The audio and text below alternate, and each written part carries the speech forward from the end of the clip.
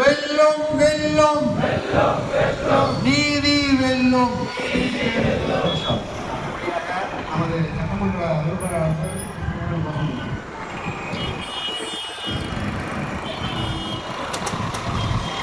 எச்சரிக்கிறோம் எச்சரிக்கிறோம் எச்சரிக்கிறோம் எச்சரிக்கிறோம் எச்சரிக்கிறோம்.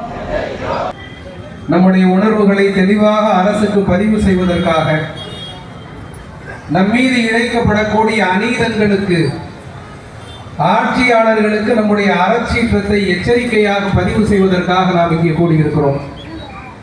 முஸ்லிம்களுடைய பள்ளிவாசல், தர்காக்கள், மதரசாக்கள் போன்றவையெல்லாம் வக்ஃபு சொத்துக்களாகும்.